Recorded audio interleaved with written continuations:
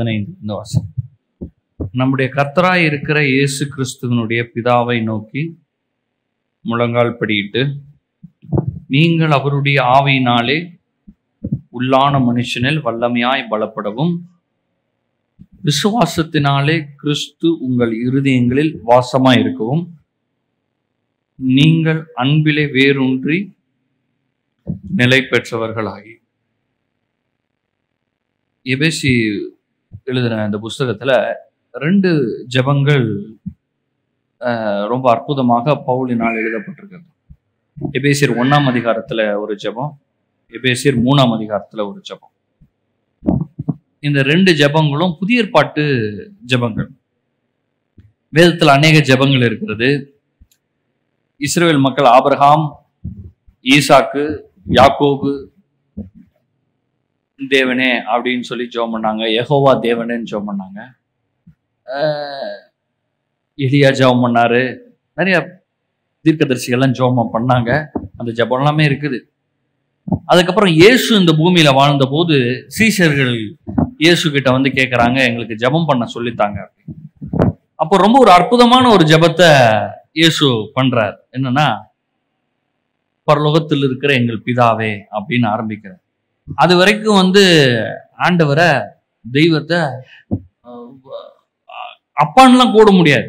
அவரு வந்து ரொம்ப சர்வ வல்லமை உள்ளவர், மிகவும் பெரியவர். அவரை வந்து நம்ம அப்பாலாம் கூப்பிடக்கூடாதுன்னு எல்லாம் பயந்து நடுங்கிட்டு இருப்பாங்க.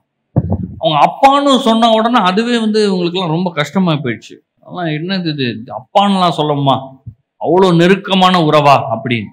இயேசு அந்த ஒரு ஜெபத்தை பண்ணி மனிதனை வந்து ஆண்டவர் எவ்வளோ ஒரு நெருக்கமான உறவுல தான் வச்சிருக்கிறாரு அப்படின்றத காட்டுறார்.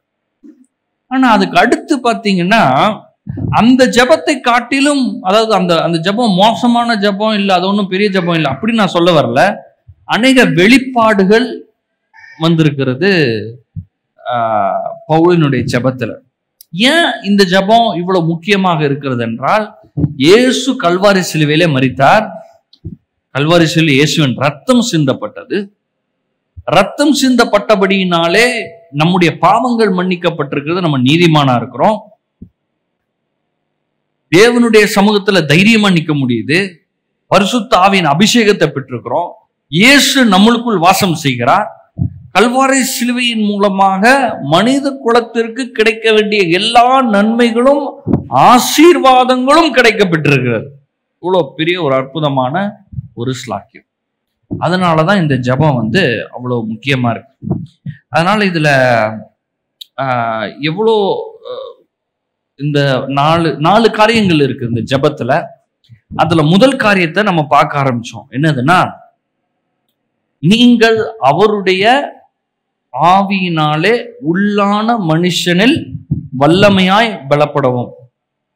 இது வந்து முதல் காரியம். இதுதான் வந்து ஃபர்ஸ்ட் பவுல் சொல்றது. இப்ப நீங்க யாருக்காவது ஜெபம் பண்ணணும், உங்களுக்காகவே ஜெபம் பண்ணணும் அப்படின்னு நீங்க நினைச்சா கூட, மிகவும் முக்கியமா நம்ம பண்ண வேண்டியது, நிறைய குறிப்புலாம் இருக்கு. மற்றவங்களுக்கு ஜெபம் பண்ண வேண்டியது நிறைய குறிப்புலாம் இருக்குது, நிறைய ஜெபங்கள் இருக்குது. எதை பண்றதுன்னு தெரியல. ரொம்ப ரொம்ப தெளிவா பவுல் இங்க போட்டிருக்காரு. ஃபர்ஸ்ட் பண்ண வேண்டியது, நீங்கள் அவருடைய ஆவியினாலே உள்ளான மனுஷனில் வல்லமையாய் பலப்படவும்.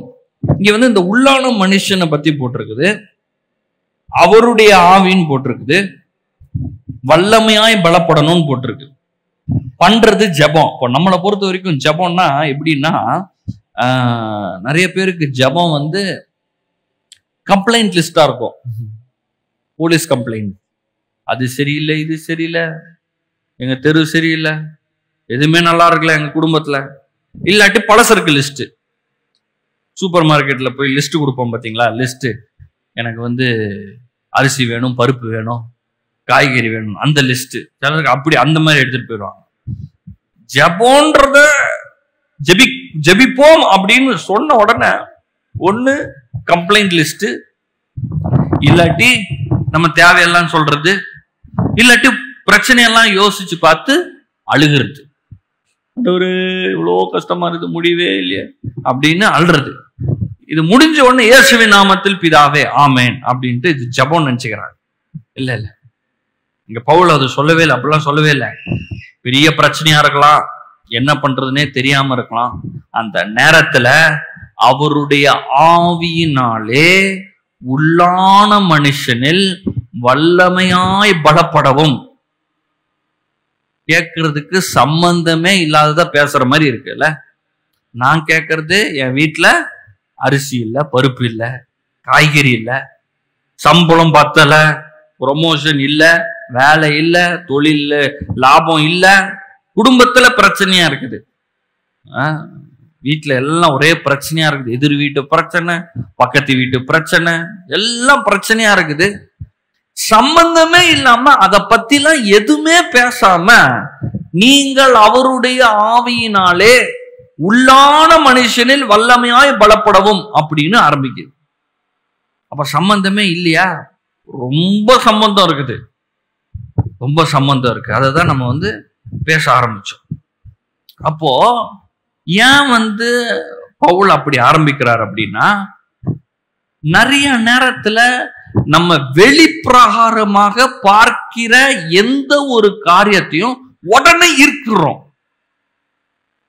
இப்போ பிரச்சனைய நான் உங்களை நம்ப வைக்கிறதுக்கு ரொம்ப பிரயாசப்பட வேண்டிய அவசியமே இல்லை. கரெக்டா? இன்னைக்கு நான் உங்க பிரச்சனைய எப்படியாவது இந்த பிரச்சனைய நீங்க நம்புங்க நான் சொல்றேன். உங்க பிரச்சனைய நீங்க கண்ணால பாக்குறீங்க, காதால கேட்கிறீங்க, மாசம் கூட அடிக்குது, தொட்டு உணர முடியுது பிரச்சனைய. பாக்கெட்ல காசு, பாக்கெட்ல கைவிட்ட காசு இல்ல, உணர்றது காசு இல்லைன்றது தெரியுது. போன்ல எவ்வளோ அக்கௌண்ட் ஸ்டேட்மெண்ட்ல பார்த்தா எவ்வளவு இருக்குன்றதும் தெரியுது, கண்ணால பாக்குறோம். தொட்டு பார்க்க முடியல காசை. இது எல்லாமே வெளிப்பிரகாரமாக பார்க்கும்போது இதெல்லாம் பேசிக்கிட்டே இருக்குது நம்ம கிட்ட. காசு இல்ல, பொருளாதாரம் பிரச்சனை, வேலை பிரச்சனை, குடும்ப பிரச்சனை, சரீரத்துல இப்ப வலி இழுத்துச்சுன்னா என்ன ஆகும்? கால் வலிக்குது, கால் இழுக்குது, உணர்றோம், காயமா இருக்குது, எல்லாம் கஷ்டம், எல்லாத்தையும் பார்க்க முடியுது. ஆனா அத மாத்திரமே பார்த்து கொண்டு நான் வாழ்க்கையை நடத்தினேன் என்றால் இந்த பூமியில நான் தோற்று போவேன். நல்லா புரிஞ்சுக்கோங்க. இத பார்க்கறத மாத்திரம் வச்சு நான் டீல் பண்ணி வாழ்ந்துட்டு இருந்தேன்னா முற்றிலுமாக தோற்று போவேன் இந்த பூமி வாழ்க்கையில, இந்த பூமிக்குரிய வாழ்க்கையில. நான் மதம் பேசல, நம்மள தெய்வம் எப்படி படைச்சிருக்குன்னு பேசுறேன். நீங்க யார் தெரியுமா? நீங்கள் ஒரு ஆவி உள்ளவர்கள். உங்களுக்கு ஆவி கொடுக்கப்பட்டிருக்கிறது. நீங்க ஆவி மனுஷன், நீங்க உங்களுக்கு ஆத்துமா கொடுக்கப்பட்டிருக்கு, சரீரத்துல வாழ்றீங்க. அப்ப நீங்க ஃபுல் அண்ட் ஃபுல் ஃபர்ஸ்ட் என்னது? நீங்க ஃபுல் அண்ட் ஃபுல் ஃபர்ஸ்ட் யாரு? ஆவி. உங்களை நான் பார்த்திருக்கேன்னா பார்த்ததே கிடையாது. நீங்க என்ன பார்த்திருக்கீங்களா? பார்த்ததே கிடையாது. வெளிய கண்ணுல ஜன்னல் மாதிரி எட்டி நான் உங்களை பார்த்துட்டு இருக்கேன். இப்போ சரீரம் அந்த கண் வழியாக பார்த்து கொண்டிருக்குது. ஆனா உள்ள இருக்கிறான் நானு உள்ள. உங்க வீட்டுக்கு நான் வரேன், உங்க வீடை பார்த்துட்டு இதுதான் அவருன்னு சொல்லுவேனா? வீட்டுக்குள்ள இருக்கிற நபர் இருக்காரு பாருங்க, அவரு தான் மதிப்பிற்குரிய மரியாதைக்குரிய நபர். வீடு அது கல்லு மண்ணு, இப்படி இடிக்கலாம், பெயிண்ட் மாத்தலாம், என்ன வேணா பண்ணலாம். இந்த கலர் வேற மாதிரி இருக்கு, கொஞ்சம் மேக்கப் எல்லாம் போட்டோம்னா கொஞ்சம் கலர் சரி பண்ணிடலாம்ல. கொஞ்சம் பட்டி பெயிண்ட் மாதிரிலாம் அடிச்சோம்னு வச்சுக்கோங்களேன், நம்மளுக்கு பிடிச்ச கலர் வச்சுக்கலாம்.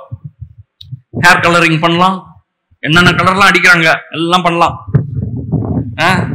நான் ஒல்லி ஆகலாம், குண்டாகலாம், என்ன வேணா மாறலாம், இதெல்லாம் மாறலாம். ஆனா உள்ளான மனுஷன் இருக்கான் பாருங்க, அவன் தான் நிஜமான மனுஷன். நிறைய பேரு அப்படி ஒருத்தன் இருக்கான்றத கூட பாக்குறது கிடையாது.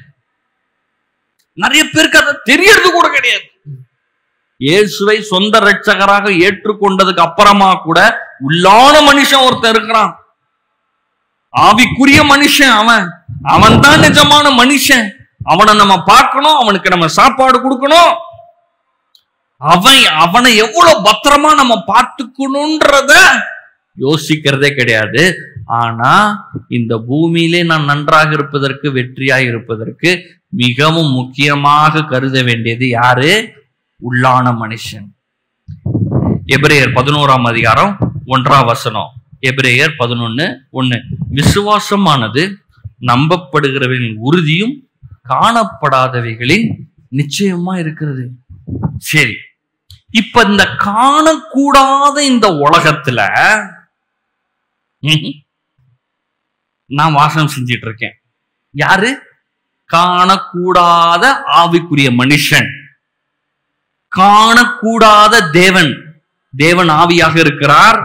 நம்ம அதை வாசிக்கலாம் பாருங்க. 1 பேதுரு 1ஆம் அதிகாரம் 8வது வசனம். 1 பேதுரு 1ஆம் அதிகாரம் 8வது வசனம். அவரை நீங்கள் காணாமல் இருந்தும் அவரிடத்தில் அன்பு கூறுகிறீர்கள். இப்பொழுது அவரை தரிசியாமல் இருந்தும் அவரிடத்தில் விசுவாசம் வைத்து சொல்லி முடியாத மகிமையால் நிறைந்ததுமாயிருக்கிற சந்தோஷம் உள்ளவர்களாக கரி கூர்ந்து. இன்னைக்கு காலையில வந்தீங்க, சபைக்குள்ள வந்த உடனே எல்லாம் என்ன பண்றோம்? ரொம்ப ஆண்டவரோட அன்புள்ளவர்களாக, சந்தோஷப்படுகிறவர்களாக களி கூறுறோம், பாட்டு பாடுறோம். பண்ணோம்ல? பண்ணீங்களா? சந்தோஷமா பாட்டு பாடுனீங்களா? அன்பு கூர்ந்தீங்களா? பாட்டு பாடுறப்ப நம்மளே மறந்து நம்ம எங்க இருக்கோன்றது தெரிஞ்சு இல்ல அப்படியே பாட்டு பாடுறோம், ஆராதிக்கிறோம், துதிக்கிறோம். ஆண்டவர் எங்க? இல்லையே. எங்க அவரு? உங்க பக்கத்துல இருக்கிறவங்க இருக்கிறாங்க, ஆனா ஆராதிக்கும் போது எங்க ஆண்டவர் எங்க? அதான் போட்டிருக்குது, நீங்கள் காணாமல் இருந்தும் அவரிடத்தில் அன்பு கூறுகிறீர்கள், அவரை தரிசியாமல் இருந்தும் அவரிடத்தில் விசுவாசம் வச்சு. நீங்க பாத்தீங்களா இயேசுவ? இயேசு தோன்றினாரா? இப்போ தோன்றது சந்தோஷம் தான். இயேசு தோன்றலாம், சொப்பனத்துல வரலாம், நீங்க வீட்டுல உட்கார்ந்துட்டு இருக்கும் போது தரிசனம் பார்க்கலாம், நிஜமா நிக்கலாம் உங்க பக்கத்துல, உங்களுக்கு கை கொடுக்கலாம், எல்லாம் இருக்குது. ஆனா நான் பார்க்கலையே, தரிசிக்கலையே. ஆனாலும் நான் விசுவாசிக்கிறேன். அப்போ நான் ஆராதிக்கிறது, நான் துதிக்கிறது ஆண்டவர். அப்ப அது அதெல்லாம் நான் புரிஞ்சுக்கிறேன். சர்ச்சுக்கு வரும்போது கரெக்டா புரிஞ்சுக்கிறேன். நம்ம விசுவாசிக்கணும், ஆண்டவர் இங்க இல்ல, அவருடைய பிரசன்னம் இருக்குது, அவர் இங்கதான் இருக்கிறாரு. பாருங்களேன், எல்லாரும் போன் வச்சிருக்கீங்கல்ல, இப்போ இதெல்லாம் ரொம்ப ஈஸியா போயிடுச்சு. வீடியோ கால் எல்லாம் பண்றாங்க, எங்கேயோ இருக்கிறாங்க ஊர்ல, வீடியோ கால் பண்றாங்க. போட்ட அடுத்த செகண்ட்ல எங்க ஆகுது? ஆயிரக்கணக்கான மைல்ல கனெக்ட் ஆயிடுது, போன் பேசுறாங்க. எவ்வளவோ டேட்டா பரிமாற்றம் பண்ணப்படுகிறது. எங்கேயோ ஏதோ ஒரு நாட்டுல, அமெரிக்கால என்ன நடக்குது, லண்டன்ல என்ன நடக்குது, ஆஸ்திரேலியால என்ன, எல்லாத்தையும் பார்க்கலாம். இப்படின்றதுக்குள்ள பார்க்கலாம், இங்க உக்காந்துட்டே பார்க்கலாம். அப்போ என்னது? வேவ்ஸ் போயிட்டு இருக்கு. இப்ப இந்த மைக் வேலை செஞ்சிட்டு இருக்குது, ஒயரே இல்லாம வேலை செஞ்சிட்டு இருக்குது. என்னது? அதுக்கு ஒரு கதிர்வீச்சு, வேவ்ஸ் போயிட்டு இருக்கு. உங்க போன் அதுவும் வேலை செய்யுது. இங்க ஏகப்பட்ட ரேடியோ ஃப்ரீக்வன்சி இருக்குது. கரெக்டா டியூன் பண்ணீங்கன்னா எஃப்எம் ஆன் ஆயிரும். இந்த இடத்துல பார்க்கவே முடியல, ஆனா இருக்கா? இருக்கு. கேபிள் டிவி அதுவும் ஓடிட்டு இருக்குது இங்க, சேட்டலைட் டிவி எல்லாம் ஓடிட்டு இருக்குது இங்க. ஆனா நான் பார்க்க முடியாததுனால இல்லைன்னு சொல்லுவேன்னா, அதுக்கு தேவையான ஒரு டிவியை போட்டு ரிசீவரை வச்சோம்னா என்ன வேணுமோ அதை பார்க்க முடியும். போன்ல என்ன வேணுமோ அதை போட்டோம்னா அதை பார்க்க முடியும். அப்ப இந்த பூமியிலேயே பார்க்க முடியாது, ஆனா வேணும்னா அதை செயல்படுத்தி கொண்டு செயல்படுத்தலாம். இத மாதிரிதான் ஆவிக்குரிய உலகம் என்று ஒன்று இருக்கிறது. அது இந்த இயற்கை உலகத்தை காட்டிலும் நிஜமான உலகம். நீங்க எல்லாம் எந்த உலகத்துல இருக்கீங்க? ஆவிக்குரிய உலகத்துல இருக்கிறீங்க. ஒருவேளை நம்மளுக்கு நெருங்கியவர்களோ உறவினர்களோ யாரோ தாத்தா பாட்டி யாரோ இறந்துருக்கலாம், மறித்து போயிருக்கலாம். நிச்சயமாலாம் அப்படியே மறிச்சு போனாங்கன்னா போயிட்டாங்க, எங்க போனாங்கன்னே தெரியாதுன்னு கிடையாது. சரீரம் கீழே விழுந்து போயிடுச்சு. சரீரம் இல்ல, அந்த சரீரத்தை தூக்கிட்டு போயிட்டு மண்ணுக்குள்ள வச்சாச்சு, அவ்வளவுதான். ஆவி அழிக்கவே முடியாது. அந்த ஆவிக்குரிய உலகத்தில் நித்தியமாக இருக்கும் அது இயேசுவோட. இப்ப நீங்க எங்க இருக்கிறீங்க? இந்த பூமியில இருக்கிறதுக்கு ஒரு ஒரு ஒரு கண்டெய்னர் தேவை, ஒரு வெசல் தேவை. ரோட்ல போறதுக்கு கார் தேவை, ரயில்வே டிராக்ல போறதுக்கு ஒரு ட்ரெயின் தேவை, ஆகாயத்துல பறக்கிறதுக்கு ஒரு விமானம் தேவை, ஒரு கண்டெய்னர். அதுக்குள்ள போய் உக்காந்தோம்னா மேல பறக்கலாம், அந்த ட்ரெயினுக்குள்ள போய் உக்காந்தோம்னா டிராக்ல போலாம். அந்த மாதிரி இந்த பூமியில இருக்கிறதுக்கு ஒரு சரீரம். இதுதான் எல்லாம் நினைச்சிடாதீங்க. நிறைய பேரு இதுதான் எல்லாம் நினைச்சு வாழ்ந்துட்டு இருக்கிறாங்க. எது நிஜம் தெரியுமா? ஆவிக்குரியவர்கள் நீங்க ஆவி மனிதர்கள், அதுதான் நிஜமானது. 1 யோவான் 4 அதிகாரம் 4 வசனம். 1 யோவான் 4. பிள்ளைகளே, நீங்கள் தேவனால் உண்டாயிருந்து அவர்களை ஜெயித்தீர்கள், ஏனெனில் உலகத்தில் இருக்கிறவனிலும் உங்களுக்குள் இருக்கிறவர் பெரியவர். இந்த 5 அடி மனுஷன் இவன் உலகத்துல இருக்கிற எல்லார காட்டிலையும் இவனுக்குள்ள ஒண்ணு இருக்குதாமா, அது பெருசாமா. எப்படி? உலகத்தை நீங்கள் ஜெயித்தீர்கள், அவர்களை ஜெயித்தீர்கள்.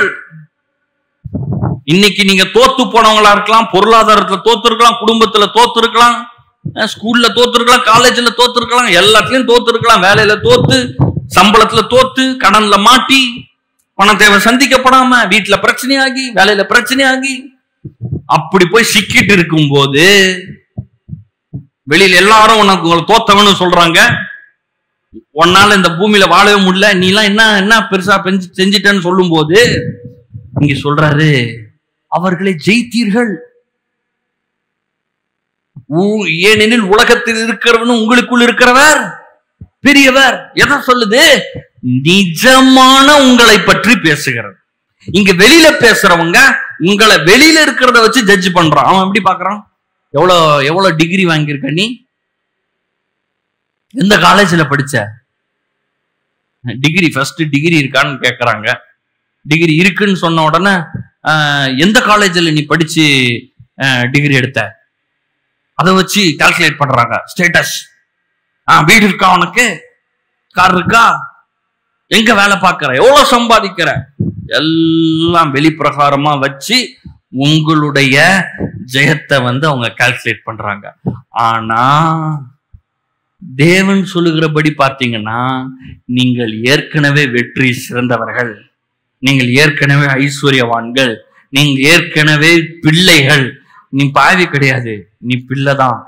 இயேசுவின் இரத்தத்தினால என்றைக்கு நீங்கள் பிறந்தீர்களோ அன்றைக்கே நீங்கள் நீதிமான்களாக்கப்பட்டீர்கள். அப்போ மாற்றம் எங்க ஏற்பட்டிருக்குது? உள்ளான மனிதன்ல நான் பலப்பட வேண்டும். உள்ளான மனிதனை நான் மிகவும் என்ன பண்ணணும், முக்கியமா கருதணும். நான் என்ன பண்ணணும், பார்த்து கொள்ள வேண்டும். எலிசா ஒரு முறை காலையில் அவனுடைய வேலைக்காரன் திடீர்னு எந்திரிச்சு வெளியே வந்தா ஃபுல்லா சேவகர்கள் சூழ்ந்து இருக்கிறாங்க இந்த எலிசாவை பிடிக்கிறதுக்காக. என்னன்னா, எதிரி நாட்டு ராஜா அவன் அரண்மனையில போட்ட திட்டத்தை எலிசா இங்க இஸ்ரவேல் ராஜாக்கு சொல்லிடுறான். சொல்றதுனால இஸ்ரவேல் ராஜா ஃபர்ஸ்டே அலர்ட் ஆகி, எதிரி ராஜா எங்க இருந்து படையெடுத்து வர்றான், அவன் போடுற திட்டத்தை எல்லாம் இவனு ஃபர்ஸ்டே தெரிஞ்சதுனால இவன் ஈஸியா போய் வின் பண்ணிட்டு வந்துடுறான். இவனுக்கு கோபம் வந்துருச்சு எதிரி ராஜாக்கு. நான் பெட்ரூம்ல பேசுறது கூட அவன் சொல்ற அவளுக்கு அவன் பெரிய ஆளாம தூக்கிடுவாங்க, அவனை நம்ம கொன்றுணும் அப்படின்னு நினைக்கிறான். ராணுவ படை அனுப்பிச்சிருக்கான், குதிரை வீரர்களும் யுத்த வீரர்களையும் அனுப்பிச்சிருக்கான் ஒரு ஆளை பிடிக்கிறதுக்கு. இவன் பயந்துட்டான் வேலைக்காரன். காலையில எலிசா வெளியே சொல்றான், அவர்களோடு இருக்கிறவர்களை பார்க்கிலும் நம்மோடு இருக்கிறவர்கள் அநேகர். சொல்றான் 1 2 பேர் தானே இருக்கணும். எப்படி நதியா? ஆண்டவர்கிட்ட சொல்றான், ஆண்டவர் இவன் கண்களை திறந்தரலாம். அப்ப என்ன கண் தெரியாம இருந்துச்சு அவனுக்கு? உள்ளான மனுஷனுடைய கண்ணு பூட்டி இருக்கு, அவனுக்கு தெரியவே இல்லை, அவன் யாருன்னே தெரியல. நான் சொல்றது இது எல்லாமே பழைய உடன்படிக்கையில. அவன் கண்ணு திறக்குது, பார்க்கறான். அக்கினிமயமான ரதங்களும் தேவ தூதர்களும். ஒரே ஒரு தேவ தூதன் லட்சக்கணக்கான மக்களை ஒண்ணு இல்லாம பண்றான். இங்க ஏகப்பட்ட தேவதூதர்கள் இருக்கிறாங்க, அக்னிமயமான ரதம் இருக்குது எலிசாவை பாதுகாக்க. என்னது இங்க? ஆவிக்குரிய உலகம். சரி, ரெண்டு விஷயம் இன்னைக்கு நான் இப்ப சொல்ல வர்றதுல ரெண்டு விஷயம். முதல் விஷயம் என்னன்னா, உங்களுடைய உள்ளான மனிதன், உங்களுடைய ஆவிக்குரிய மனிதன், அவன் ஆவிக்குரிய உலகத்திற்கு சொந்தமானவன். அதனாலதான் வேதம் சொல்லும் போது சொல்லு, உன்னதங்களில் அவரோட உட்கார்ந்து இருக்கிறோம்னு இருக்கு. அப்ப இங்க சேர்ல உட்கார்ந்து இருக்கோம், அது யாரு? இங்க சேர்ல தானே உட்கார்ந்து இருக்கீங்க. வேதம் என்ன சொல்லுது? உன்னதங்கள் அவரோட உட்கார்ந்துட்டு இருக்கோம்னு போட்டிருக்கு. அப்ப எப்படி அங்க உட்காந்துருக்கேன் இங்க உட்காந்துருக்கேன்? என்ன என்னுடைய ஸ்தானம், என்னுடைய ஆவிக்குரிய அந்தஸ்து என்னது? அவரோட, அவர் பக்கத்திலே நான் உட்கார்ந்துட்டு இருக்கேன். அதான் என்னுடைய ஸ்தானம். அப்போ ஆவிக்குரிய உலகம் என்று ஒன்று இருக்கிறது. இந்த ஆவிக்குரிய உலகத்திலே ஆவிக்குரிய மனிதன் என்று நான் ஒருத்தன் இருக்கிறேன். இரண்டாவது காரியம், தேவனுடைய வார்த்தை இருக்கிறது. அந்த தேவனுடைய வார்த்தையும் ஆவிக்குரிய உலகத்திற்கு சொந்தமானது. புரியுதுங்களா? நீங்க யாரு? ஆவி மனிதன். நீங்க எங்க இருக்கீங்க? ஆவிக்குரிய உலகத்துல தான் இருக்கீங்க. உங்களை அழிக்க முடியுமா? முடியவே முடியாது. இரண்டாவது என்னது? தேவனுடைய வார்த்தையும் ஆவிக்குரிய உலகத்திற்கு சொந்தமானது, அதுவும் ஆவியில தான் இருக்குது. இப்போ தேவனுடைய வாயிலிருந்து புறப்படுகிற வார்த்தைக்கு எவ்வளவு வல்லமை இருக்கிறதோ அதே வல்லமை உங்கள் வாயிலிருந்து புறப்படும் போதும் இருக்கும். அதனாலதான் வாயை கொஞ்சம் ரொம்ப கேர்ஃபுல்லா பேசணும். வேதம் அதனாலதான் போதிக்குது. யாக்கோபுல எல்லாம் போதிக்கும் போது சொல்லுது, கப்பலை சுக்கான்லயே கண்ட்ரோல் பண்ணிடுறாங்க, குதிரையை கண்ட்ரோல் பண்றாங்க, இந்த முழு சரீரத்தையும் ஆளுக செய்யறது நாவுன்னு போட்டு, மரணமும் ஜீவனும் நாவின் அதிகாரத்தில் இருக்குன்னு போட்டிருக்குது. ஏன்னா இந்த நாவின் மூலமாக வார்த்தை புறப்படுகிறது. வார்த்தையை வச்சு கட்டலாம், நாசமாக்கலாம். உன் குடும்பத்துல பிரச்சனை எப்படி வருது? நீங்க சும்மா இருந்தீங்கன்னா பிரச்சனை வராது இல்ல. வாய் பேசுறதுனால தானே பிரச்சனை தானே. அது வாய் பேசுறதுனால பிரச்சனை கிடையாது, தப்பா பேசுறதுனால பிரச்சனை. அவங்களுக்கு கோபம் வர்ற மாதிரி நம்ம பேசுறோம், அதனால பிரச்சனை ஆகுதுங்க.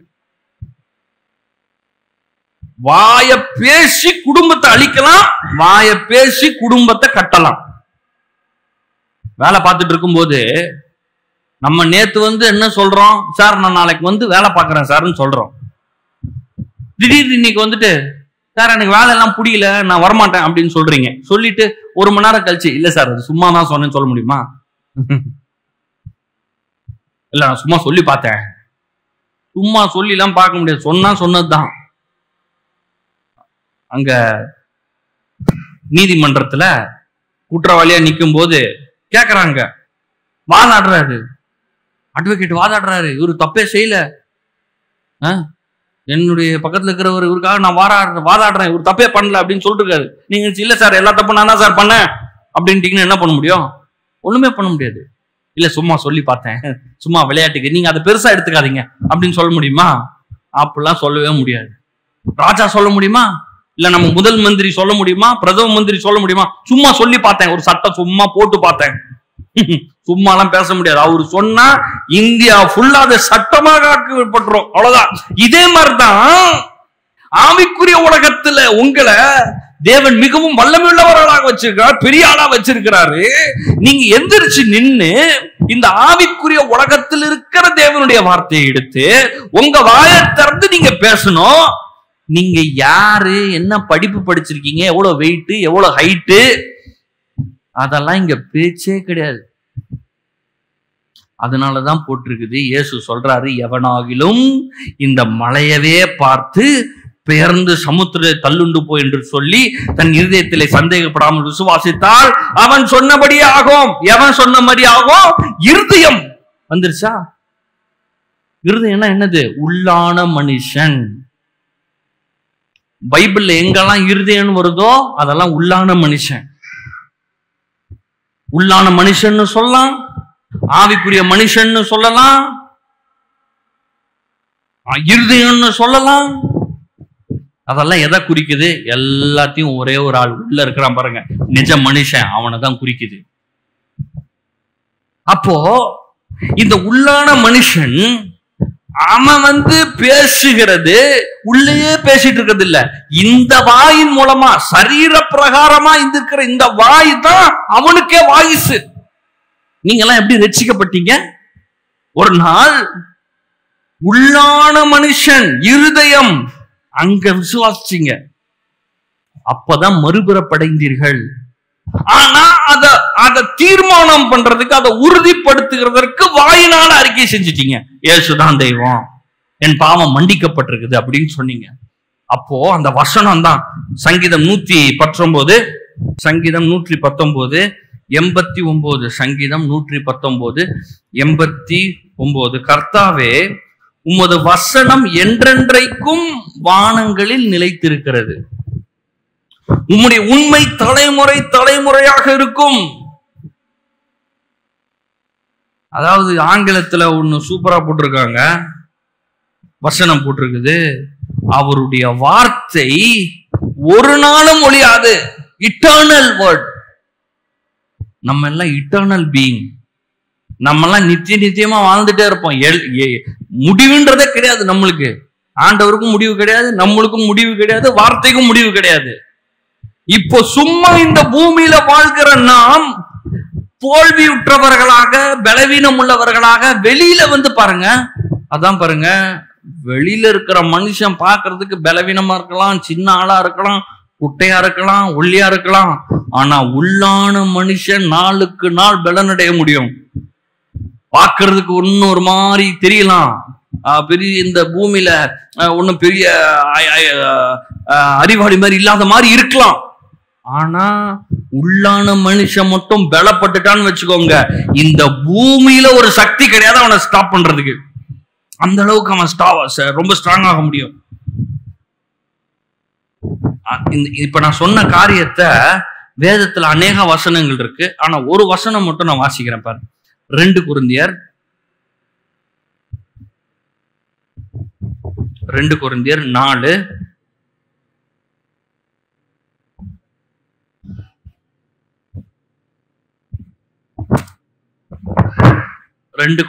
4:16. ஆனபடினாலே நாங்கள் சோர்ந்து போகிறதில்லை, எங்கள் புறமான மனுஷனானது அழிந்தும் உள்ளான மனுஷனானது நாளுக்கு நாள் புதிதாக்கப்படுகிறது.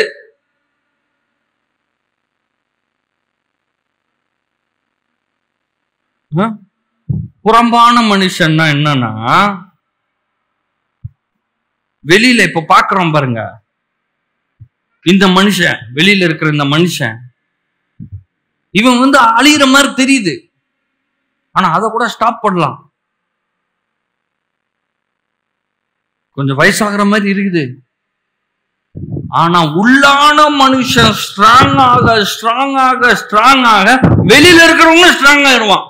நீங்க வெளியில இருக்கிறத மட்டும் பார்த்துட்டு ஐயோ வீக்கா இருக்குது, ஐயோ இழுக்குது, கஷ்டமா இருக்குது, பலவீனமா இருக்குதுன்னு உட்காந்துடக்கூடாது.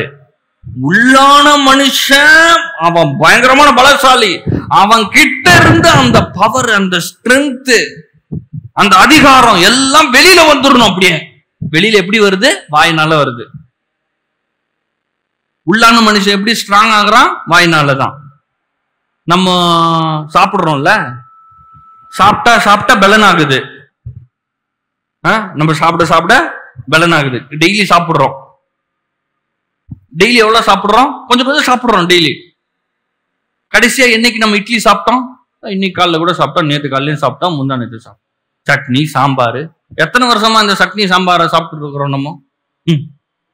டெய்லி சாப்பிடுவோம், இனி அடுத்தும் பல வருஷம் சாப்பிட்டுட்டு தான் இருப்போம். டெய்லி சாப்பிடுவோம், கொஞ்சம் கொஞ்சம் சாப்பிட்டுட்டு தான் இருப்போம். ஆப்பிள் சாப்பிடுவோம், முட்டை சாப்பிடுவோம். ஏன்? சத்து, ஸ்ட்ரென்த், அப்பதான் போய் வேலை செய்ய முடியும் அப்படின்னு நம்மளுக்கு தெரியுது. இத மாதிரி உள்ளான மனுஷன் ஒருத்தர் இருக்கான். அந்த உள்ளான மனுஷனுக்கு உணவு எது? இந்த கடவுளுடைய வார்த்தை தான். தேவனுடைய வார்த்தையினாலதான் நீதிமான் பிழைப்பான். இந்த தேவனுடைய வார்த்தையினாலதான் அவன் பலப்படுகிறான். இப்ப என்ன ஆயிட்டு இருக்கு? இப்போ அவன் சாப்பிட்டுட்டு இருக்கிறான், அந்த உள்ளான மனுஷன் சாப்பிட்டுட்டு இருக்கிறான், உள்ளான மனுஷன் பலன் அடைந்து கொண்டிருக்கிறான். நீங்க நாளைக்கு கிளம்பி வேலைக்கு போகும்போது சாதிக்கிறவர்களா போய் நிப்பீங்க. ஒருவேளை கடன் பட்டிருந்தீங்கன்னா அந்த கடனை தீர்க்கிற ஒரு பலன், ஒரு ஆற்றல் உங்களுக்கு உண்டாகும். அதனாலதான் ஐஸ்வர்யத்தை சம்பாதிக்க பலனை உண்டாக்குற தெய்வத்தை நம்ம தேடணும்.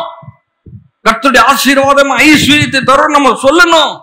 ஏன்னா அது ஒரு பவர், ஒரு எபிலிட்டி, ஒரு வல்லமை, ஒரு ஆற்றல். எது கொடுக்கப்படுகிறது வெளியில இருந்து வரல, உள்ள இருக்கிறத வெளியே கொண்டு வரோம். இயேசு கல்வாரி சிலுவையிலே நம்மளுக்காக மரிச்சு இந்த பூமிக்குரிய சகல ஆசீர்வாதத்தையும், இந்த வாழ்க்கைக்குரிய எல்லா ஆசீர்வாதத்தையும், ஆவிக்குரிய ஆசீர்வாதம், எல்லா நன்மைகளையும் கிறிஸ்துவுக்குள்ள பேக் பண்ணி வச்சு, அந்த கிறிஸ்து எங்க இருக்காரு? என் உள்ளான மனுஷனோட கலந்துட்டார். இப்ப நான் ஸ்ட்ராங்கஸ்ட் பர்சன் எங்க இருக்கிறேன்? உள்ள. அவனை நீங்க பார்த்ததே கிடையாது. அதனாலதான் பவுல் சொல்றாரு, மாமிசத்தின்படி ஒருவரையும் அறியோம். ஏன்னா இப்ப நான் உங்களை பார்த்து உங்க சட்டை பேண்ட்டை வச்சு நான் கால்குலேட் பண்ணனா நான் ரொம்ப மிகப்பெரிய தப்பு பண்றேன். நீங்க எவ்வளவு ஸ்ட்ராங்கா இருக்கீங்கன்றது எப்படி தெரியும்? நீங்க எவ்வளவு வசனத்தினால நிரம்பி இருக்கீங்களோ அவ்வளவு ஸ்ட்ராங்கா இருக்கீங்க. இயேசு சொல்றாரு, ஒரு ஓமை சொல்றாரு. 2 பேர் வீடு கட்டுறானுங்க. ஒருத்தன் மணல்ல கட்டுறான், இன்னொருத்தன் கற்பாறையில கட்டுறான். ஒருத்தன் பேஸ்மெண்டே இல்ல, அதாவது பவுண்டேஷனே இல்ல, அம்பாட்டு கட்டுறான். ஆனா 2 பேரும் இருக்கிற இடத்துல ஒரு காத்து அடிக்குது, புயல் அடிக்குது. காத்து புயல் அடிக்கும் போதுதான் தெரியுது யார் மண்ணுல கட்டியிருக்கா, யாரு நல்லா பவுண்டேஷன் போட்டு கற்பாறை போட்டு பக்காவா கட்டியிருக்கான்னு. வெளியில பாக்குறதுக்கு ஒண்ணுமே தெரியாதே. இப்போ உங்களை நீங்க நீட்டா நல்ல சட்டை பேண்ட் எல்லாம் போட்டு அப்படியே ஜம்முன்னு இருப்பீங்க. ஆனா ஒரு பிரச்சனைன்னு வரும்போது அப்பதான் தெரியும் உள்ளான மனுஷன் எவ்வளவு ஸ்ட்ராங்கா இருக்கிறான் அப்படின்னு. அவன் சாப்பிடாம இருக்கிறானா? இல்ல அவன் பல நாளா பட்னி இருக்கானா? இல்ல நல்ல ஆரோக்கியமா டெய்லி சாப்பிடுறான். ஒரு நாளைக்கு பல வேலை சாப்பிட்டு பயங்கர ஸ்ட்ராங்கா இருக்கடான்னு எப்ப தெரியும்? ஒரு காத்தடிக்கிறப்பதான் தெரியும், புயல் அடிக்கிறப்ப தெரியும். இந்த பூமியில காத்து அடிக்கும், புயல் அடிக்கும். இல்லைங்க காத்து அடிக்காம இருக்குமா? இல்ல, அப்படிலாம் இருக்காது. அடிக்கும், காத்து அடிக்கும், புயல் அடிக்கும். ஆனா நான் அசைக்கப்படாமல் இருப்பேன், ஏனென்றால் தேவனுடைய வார்த்தையில் நிலைத்திருக்கிறேன். அதனாலதான் இங்க வந்தீங்கன்னா, இங்க இப்ப பாருங்க சாப்பிட்டுட்டு இருக்கிறான் அவன், உங்களுக்கே தெரியாது. நீங்க அப்படியே உட்கார்ந்து இருக்கிறீங்க, டைம் ஆகுது. அதுதான் மைண்ட். அதை குறிச்சு நீங்க யோசிக்காதீங்க. அந்த மாதிரி ஒரு எண்ணம் வந்துச்சுன்னா தப்பு உங்க மேல கிடையாது. நிறைய பேரு எப்படின்னா, ஆண்டவரே உங்களுடைய வார்த்தையை நான் நம்புகிறேன், சொன்னபடி ஆகும், எனக்கு சுகம் கிடைக்கும், நான் இந்த பூமியில வெற்றியா இருப்பேன், செழிப்பா இருப்பேன், ஆரோக்கியமா இருப்பேன், இந்த சமுதாயத்துல உயர்ந்து இருப்பேன், ஒரு குறைவு இல்லாம இருப்பேன் அப்படின்னு நம்ம சொல்றோமா? சொல்றீங்களா இல்லையா? எத்தனை பேர் சொல்றீங்க? சொல்லி முடிச்ச ஒரு 5 நிமிஷத்துல என்னத்த பெருசா நடந்துருச்சு, அதே வேலை தான், 10 ரூபா கூட இல்லை அப்படின்னு ஒரு எண்ணம் வரும். அது தப்பு இல்ல. அது நீங்க அவிசுவாசத்துல இருக்கீங்கன்னு கிடையாது. அதையே உட்காந்து காலில இருந்து நைட்டு வரைக்கும் யோசிச்சுட்டு இருந்தாதான் பிரச்சனை. சிலர் வாயை திறந்தோன்னு சொல்லுவாங்க பாத்தீங்களா, ஒன்னும் நடக்க மாட்டேங்குதுங்க, நான் பெருசாயிடுச்சு. அந்த காலத்திலேயே நம்ம படிச்சிருந்தோம்னா இன்னைக்கு படிச்சவங்க நிறைய பேர் இருக்கிறாங்க ஒண்ணும் செய்யாம. டாக்டருக்கு படிச்சவங்களும் சும்மா தான் இருக்கிறாங்க நிறைய பேர். அதுக்கு என்ன பண்றது? படிக்கிறதுனால படிக்கணும், நல்லா படிக்கணும். ஆனா அதையே உட்காந்து யோசிச்சுட்டு இருக்கிறீங்க, அங்கதான் தப்பு. ஒரு எண்ணம் வந்துச்சா டக்குன்னு தூக்கி போடணும். எப்படி தூக்கி போடணும்? திருப்பி வாயை திறந்து பேசணும். இயேசுவே என்னுடைய ஞானமா இருக்கிறார், இயேசுவான வளத்துல ஞானத்துல புத்தியில வாழ்ந்தது போல நானும் வளர்ந்துட்டே இருப்பேன். தானியேல எவ்வளவு பெரிய ஆளாக்கி வச்சிருந்தாரு. ராஜ்யங்கள் மாறினது, ஆனா தானியேல் மாறவே இல்லை. அவன் பிரைம் மினிஸ்டரா கவுன்சிலரா இருந்துட்டு இருந்தார். ஆண்டவர் பார்வோனுக்கு அப்பனாக யோசேப்பை மாற்றினார், அடிமையை மாற்றினார். அதை போல என்னையும் மாற்றுவார். உள்ள ஒரு சிந்தனை வரும், நீ உன் வீட்டிலேயே உருப்படியா இல்லை, உன் தெருவிலேயே உன்னை யாரும் மதியலை, நீ என்ன தேசத்துக்கு ஆசீர்வாதமா இருப்பாய். அப்புறம் ஆபிரகாமுக்கு மட்டும் என்ன? ஆபிரகாமுக்கு என்ன ஆச்சு? ஆபிரகாம் என்ன பெருசா கேட்டான்னு நினைக்கிறீங்க? ஒண்ணும் இல்ல, ஒரு புல்ல கொடுங்கன்னு கேட்டாப்புல, வேற எதுவுமே கேட்கல. அந்த புல்லதான் இல்ல அவருக்கு. ஆடு இருக்குது, மாடு இருக்குது, ஒட்டகம் இருக்குது, கழுதை இருக்குது. வீட்டுல இருக்கிற வீட்டுல இருக்கிற வேலைக்காரனுக்கெல்லாம் புல்ல இருக்குது, இவனுக்கு புல்ல இல்ல. எப்படி இருக்கும்ல? அவன் வீட்டுல 300 பேர் வேலைக்காரங்க இருந்தாங்களாம். 300 பேரை வச்சு வேலை வாங்கியிருக்கீங்களா? வீட்டுல ஒருத்தங்க வேலைக்கு வந்தாங்களே, அவங்கள மேய்க்கிறதுக்கு இன்னொருத்தங்க வேணுமா இருக்குது. அவனுக்கு ஒரு சூப்பர்வைசர். நம்ம ஊர்ல பாத்தீங்கன்னா, இந்த ஹோட்டல்லாம் போனீங்கன்னா, நிறைய ஹோட்டல்ல ஒருத்தர் வந்து ஆர்டர் எடுப்பாப்புல, ஒருத்தர் வந்து அந்த ஆர்டரை போய் சொல்லுவாப்புல, அப்புறம் ஒருத்தர் தூக்கிட்டு வருவாப்புல, அப்புறம் அந்த தட்டை ஒருத்தன் தூக்கிட்டு போவான். இது எல்லாத்தையும் கரெக்டா இருக்கான்னு பாக்குறதுக்கு ஒருத்தங்க நின்றுட்டு இருப்பான். அவன் கரெக்டா வேலை பாக்குறான்றதுக்கு ஒரு சூப்பர்வைசர் இருப்பான். அந்த சூப்பர்வைசர் கரெக்டா வேலை பாக்குறான்றதுக்கு ஒரு மேனேஜர் இருப்பான். ஒரு சட்னி கேட்டீங்கன்னா, ஏய் சட்னி கொடு, ஏய் சட்னி கொடு, ஏய் சட்னி கொடு, 4 பேருக்கு சட்னி போயிடும். ஆட, ஒரு நம்மளே போய் எடுத்துட்டு வந்துடலாம் போல. அந்த மாதிரி வந்து இந்த உலகத்துல சிஸ்டம் பண்ணி வச்சிருக்கிறாங்க. ஆனா ஆபிரகாம் வீட்டுல இருக்கிற 300 வேலைக்காரங்க எல்லாருக்கும் பிள்ளை இருக்குது, இவனுக்கும் பிள்ளை இல்லை. ஆனா ஆண்டவர் என்ன சொல்றாரு? வா வா வா ஆபிரகாம், வெளியே வா, வெளியே வா, இந்த பார், நட்சத்திரங்களை எத்தனையோ பெருக பண்ணுவேன்ற. ஆண்டவரே, அவ்வளவுலாம் வேலை, ஒண்ணே ஒண்ணு இல்ல, மணல் எத்தனையோ உன்னை பெருக பண்ணுவேன். ஆண்டவரே, அவ்வளவுலாம் வேணாம், எனக்கு ஒரே ஒரு புள்ள, ஒன்னே ஒண்ணு கொடுங்க, வேற நான் வேறமே கேட்கல, ஒன்னே ஒண்ணு கொடுங்க. ஆண்டு சொல்ற, இல்ல இல்ல, வானத்தின் நட்சத்திரங்களை பெருக பண்ண. அப்போ இதுதான் உள்ளான மனுஷன். அப்ப பாருங்க, ஆபிரகாமுக்கு நேரமா கொடுத்துட வேண்டி தானே. நம்மளுக்கு அப்படித்தானே இருக்குது. என்ன ஆண்டவரே, தேவை தெரியாதா உங்களுக்கு? குத்துட்டு போவேன் தானே. வலிக்குது, இடுப்பு வலிக்குது, முதுகு வலிக்குது, கால் இழுக்குது, தெரியாதா? சுகமாக்கிட்டு விடவன் தானே. டெய்லி வேற வாசிக்கிறேன் நானு. இதை நான் விசுவாசிக்கணும், இருதயத்துல வைக்கணும், அதை சொல்லணும். ஆண்டவர் நம்மளை அப்படி படைச்சிருக்கிறாரே. ஒண்ணு செய்யணும்னா ஃபர்ஸ்ட் படத்தை தர்றாரு, ராசியை தர்றாரு, விருப்பத்தை தர்றாரு, அப்புறம் அதை சொல்ல வைக்கிறாரு. அவன் விசுவாசத்தில் வல்லவனா ஆயிட்டார் ஆபிரகாம். எப்படி வல்லவன் ஆயிட்டார்னா, குழந்தெல்லாம் பிறந்து வாலிபனாய் நிக்கும் போது ஆண்டவர் சொல்றாரு, பலி செலுத்துன்னு, இந்த வந்துட்டான்ட்டு கிளம்பிறாரு. என்ன தெரியுமா அவருக்கு நம்பிக்கை? நான் வெட்டி சாம்பலாக்குனதுக்கு அப்புறமா கூட நான் திரும்பி போறப்ப ஈசாக்கு வருவான். எப்படி வருவான் தெரியல, எப்படியோ வருவான், அவள்தான் வருவான், அவள்தான். ஏன் தெரியுமா? வாக்குத்தத்தம் பண்ணவர் உண்மையுள்ளவர். அவனுக்கு எப்படிப்பட்ட ஒரு ஸ்ட்ராங் ஃபெய்த் வந்துருச்சுன்னா, உள்ளான மனுஷன், அவருடைய உள்ளான மனுஷன் எப்படி ஸ்ட்ராங் ஆயிட்டார்னா, உருவாக்கிடுவேன் நான் ஈசாக்க. ஒரு வாக்கி உருவாக்கிட்டேன்ல, அடுத்த வாட்டி உருவாக்கிடுவேன் நான். நீங்க எல்லாம் அந்த லெவலுக்கு வரணும்னு சொல்றேன் நான். ஒரு 1000 ரூபாய்க்கு விசுவாசிங்க. வேலை பாக்குறீங்க, நான் அதெல்லாம் சொல்லல. வேலைக்கு போகணும், எல்லாருமே வேலைக்கு போகணும், வேலைக்கு பாருங்க. ஒரு வேலை உங்க சம்பளம் வந்து 20,000 ரூபான்னு வச்சுக்கோங்க. ஓகே, கவனிக்கிறீங்களா? உதவி செய்யறேன் நான். 20,000 ரூபாய் உங்க சம்பளம், ஒண்ணும் இல்ல, 30,000, டபுள் கூட இல்ல, அதுலயும் பாதி. ஆண்டவரே, 20,000 தான் மாசம் மாசம் வருது உங்களுக்கு. அந்த 20,000த்திலே வந்து என்ன ஆகுது? 24,000 ரூபாய் செலவாகுது இல்ல? 20,000 ரூபாய் சம்பளம் வச்சானா 24,000 ரூபாய் செலவாகுது. 4,000 ரூபாய்க்கு என்ன பண்றது? அதுதான் யோசனையாவே இருக்குது எப்பயுமே. இப்ப நான் என்ன சொல்றேன், 30,000 இந்த மாசம் எனக்கு கிடைக்கும். அதுக்கு இருதயத்தை, உள்ளான மனுஷனை ரெடி பண்ணுங்க. கவனிக்கிறீங்களா? ரொம்ப ரொம்ப ஸ்டெப் பை ஸ்டெப்பா சொல்லித்தர. அப்படியே புடிச்சுக்குங்க. 20,000 சம்பளம், 24,000 ரூபாய் செலவாகுது. நான் என்ன சொல்றேன்னா, இந்த மாசத்துல ஆண்டவர் 30,000 தருவார்னு விசுவாசிங்க. டபுள் ட்ரிபிள், நான் கோடீஸ்வரன், கோடி எல்லாம் இருக்கட்டும், ஆனா 30,000 வருங்க எனக்கு. இந்த மாசம் 30,000 வரும். வாயை திறந்து சொல்லுங்க, எனக்கு 30,000 வரும். இந்த மாசம் எனக்கு 30,000 வரும். காலையில சொல்லுங்க, சொன்னபடி ஆகணும்னு சொல்லிக்கிறாரு. இருதயத்துல விசுவாசம் சொல்ல சொல்றார். கர்த்தர் என் மேய்ப்பரா இருக்கிறார், கர்த்தரின் எல்ஷடா இருக்கிறார், எனக்கு ஒரு குறைவும் இல்லை. கர்த்தருடைய ஆசீர்வாதமே ஐஸ்வர்யத்தை தரும்னு சொல்லியிருக்கு.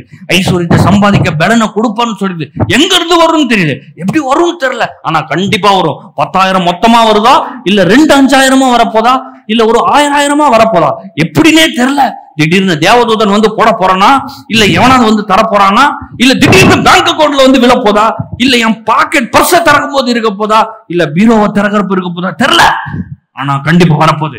நைட்டு தூங்குறப்ப நான் சொல்றேன் 10,000-30,000 வரப்போகுது இந்த மாசம். ஆமா, நாளை காலையிலே வரலாம், 6 மணிக்கு வரலாம், 7-8 மணிக்கு கூட வரலாம். அப்புறம் காலையில எந்திரிக்கிறேன், நான் சொல்றேன் தேவனுக்கு தரப்போறார், இன்னைக்கு தரப்போறார், 30,000 தரப்போறார். ஏன்னா இந்த மாசம் செய்ய போறார்ல, எனக்கு நிச்சயமா செய்வார், இன்னைக்கு செய்ய போறார். காலைல ஆயிடுச்சு, இன்னும் மத்தியானம் ஆயிடுச்சு, மைண்ட் சொல்ல அதெல்லாம் சும்மா அவரு சும்மா சொல்லுவாரு, நீ ஆமேன் போட்டு நீ போய் வேலையை பாரு, அதெல்லாம் நடக்குமா அப்படின்னு மைண்ட் சொல்லும். ஆனா விடவே கூடாது. காலையில தான் முடிஞ்சிருக்குது, இனி மத்தியானம் ஒன்று இருக்குது. இந்த மத்தியானம் நடக்க போகுது. ஒருவேளை மத்தியானம் நடக்கலன்னா கூட சாயந்தரம் நடக்க போகுது. சாயந்தரம் வேலை முடிஞ்சு போறப்போ எவனும் தரலையே இன்னைக்கு,